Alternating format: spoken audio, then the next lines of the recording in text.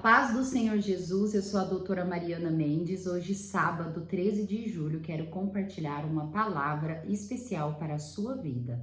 A palavra de hoje encontra-se na carta de 1 Coríntios, capítulo 6, versículo 19, que diz assim: Acaso não sabem que o corpo de vocês é santuário do Espírito Santo que habita em vocês, que lhes foi dado por Deus, e que vocês não sabem de si mesmos? Aqui Paulo leva a igreja de Corinto a refletir sobre o fato de sermos o templo do Espírito Santo. Quando pensamos que nós somos a habitação do Espírito Santo, nós não vivemos mais somente para nós mesmos.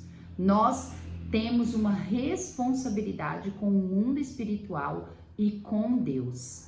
Quando pensamos que somos essa morada, nós precisamos não somente cuidar da nossa aparência, do que as pessoas estão achando de nós por fora, mas também nós temos que ter zelo no que as pessoas pensam ao nosso respeito, sobre o nosso caráter, sobre as nossas atitudes.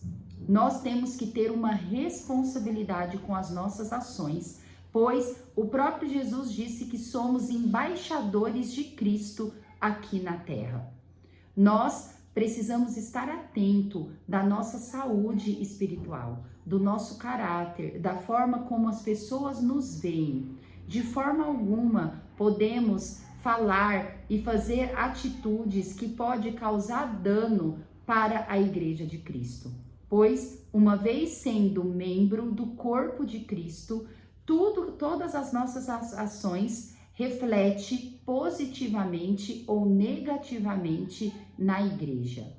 Nós temos que ter zelo, responsabilidade, pensar para falar, pensar que hoje nós não pensamos da forma como uma pessoa egoísta, individual, mas sim temos que pensar no coletivo. Pensar em Cristo, pensar que nós temos um objetivo, um propósito aqui na terra para ser cumprido. Quando pensamos que somos a habitação do Espírito Santo, nós também nos preocupamos não somente com as nossas coisas individuais, não somente com aquilo que nos afeta diretamente, mas também pensamos como um todo. Como agregar no reino espiritual, como ser participativo e agregar também na igreja de Cristo.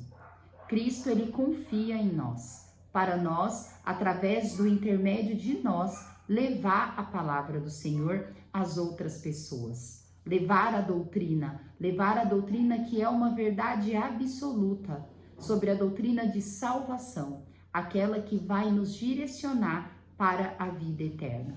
Então é por isso que precisamos ter uma vida ativa com o Senhor, através de oração, através de adoração, de louvores e leitura da palavra do Senhor. A meditação do autor diz assim: a oração é a chave para o seu crescimento. Precisamos crescer até chegar à medida de Cristo. Eu sei que para nós parece ser impossível, mas é através desse crescimento que vamos nos aproximando cada vez mais do Senhor. Paulo, ele nos instrui para imitá-lo, uma vez que ele é um imitador de Cristo, para ficarmos mais parecidos com o Senhor. Não é de qualquer forma que temos que nos achegar ao Senhor, mas nós precisamos chegar com humildade, com um coração aberto para aprender e evoluir cada vez mais.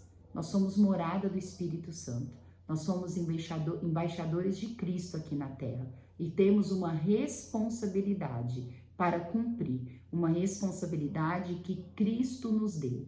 Não se preocupe apenas com a sua aparência, não se preocupe apenas com o que as pessoas estão te vendo por fora, mas se preocupa também com o seu interior, para você fortalecer e frutificar cada vez mais o fruto do Espírito Santo, através de detalhes que fazem toda a diferença no reino de Deus. Jesus, ele nos ama e ele quer o melhor para nós. e Ele quer que nós estejamos cada vez mais alinhado com o que Ele espera, alinhado com o caráter dele. Nós precisamos ser reflexo do Senhor Jesus aqui na terra, e é somente através de uma vida firme no propósito, de uma vida em oração, de uma vida reta e justa, conforme o que o Senhor espera, que nós conseguiremos alcançar o objetivo proposto pelo Senhor. Não desanime, olhe para Cristo e se sinta importante no reino de Deus. Se sinta um escolhido, se sinta templo, pois é só nos sentindo morada do Senhor, morada do Espírito Santo, que nós compreendemos o quão é importante sermos escolhidos do Senhor, para sermos cada vez mais gratos, cada vez mais alinhados ao que Deus espera de cada um de nós. A leitura bíblica de hoje está em Atos 22. Atos 22 é após Paulo ser preso pelos judeus em Jerusalém. Naquele momento, quando Paulo foi entregue aos romanos pelos judeus, Paulo ele pede para falar à multidão, pois a palavra diz que a multidão começou a ir atrás de Paulo, onde gritava palavras de prisão, palavras de ojeriza sobre a pessoa dele, como se ele fosse um blasfemador da lei de Moisés. E é nesse momento que Paulo se levanta e pede para falar com a multidão. E ele começa a falar em aramaico. E a multidão, todos aqueles judeus de Jerusalém, começaram a prestar atenção no que Paulo dizia. E eu quero compartilhar alguns versículos desse discurso de Paulo em Jerusalém, onde diz assim: Irmãos e pais, ouçam agora a minha defesa. Quando ouviram que lhes falava em aramaico, ficaram em absoluto silêncio. Então Paulo disse: Sou judeu, nascido em Tarso da Cilícia, mas criado nesta cidade. Fui instruído rigorosamente por Gamaliel na lei de nossos antepassados, sendo tão zeloso por Deus quanto qualquer de vocês hoje. Persegui os seguidores deste caminho até a morte, prendendo tanto homens como mulheres e lançando na prisão. Como podem testemunhar o sumo sacerdote e todo o conselho, de quem cheguei a obter cartas para seus irmãos em Damasco, e fui até lá, a fim de trazer essas pessoas a Jerusalém como prisioneiras para serem punidas. Até o versículo 6, Paulo, ele diz para aquele povo que ele é judeu de nascimento, que ele foi criado de acordo com as leis e ensinado por Gamaliel, um dos mestres de fariseu que mais compreendia sobre a lei de Moisés e que era mais zeloso dessa lei judaica. E nesse momento, Paulo diz: eu sou como vocês. Mas a partir do versículo 6, Paulo vai testemunhar tudo o que aconteceu com ele após o encontro de Jesus. Ele vai contar para aquele povo que ele indo para Damasco, ele foi intervido pela pessoa de Jesus Cristo, pelo próprio Jesus Cristo, onde através de uma luz imensa o cegou e ele ouviu de Jesus: Saulo, Saulo, por que tu me persegues? E a partir desse momento, Paulo descreve toda a sua trajetória no ministério de Jesus Cristo. Só que aquele povo não estava preparado para aquilo. Aquele povo, quando Paulo diz que reconhecia Jesus como Messias e que ele era sim portador do evangelho, aquele povo ficou irado e gritava para ele ser morto, para ele ser preso e morto. E é naquele momento que Paulo, ele diz, por ele ser cidadão romano, ele diz que ele quer ser julgado pelos romanos.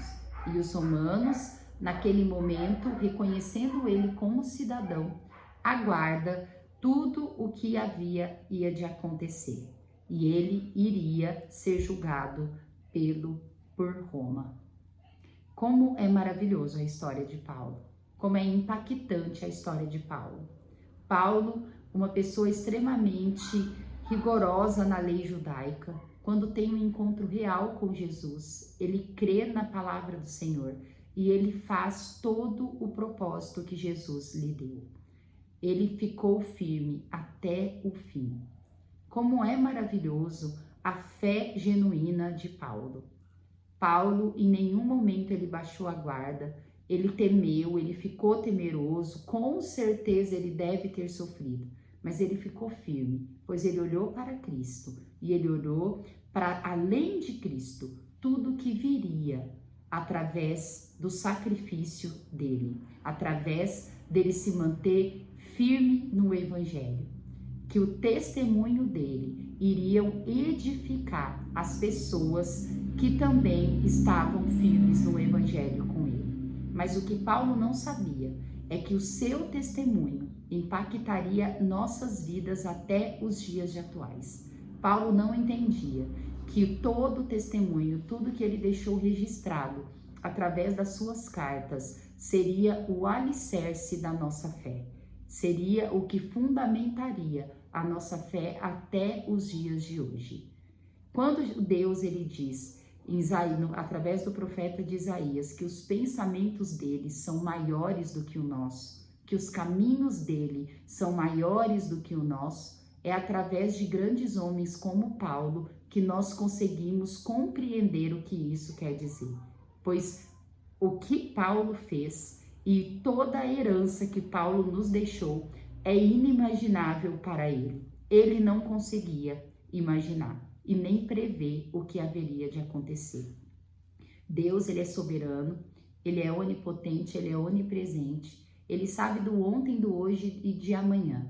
Então, muitas vezes, Jesus, ele permite que também passamos por situações difíceis, situações desagradáveis, que nos deixam tristes nos dias de hoje, porque ele sabe qual efeito que isso gerará para o amanhã, para as pessoas ao nosso redor e também para nós. Que nós, como Paulo, mantemos firmes no nosso caminho com o Senhor, pois Deus ele nos ama e Deus ele sabe o que é melhor para cada um de nós. Amo vocês em Cristo Jesus, que essa palavra possa ser uma palavra de encorajamento para a sua vida. Até amanhã.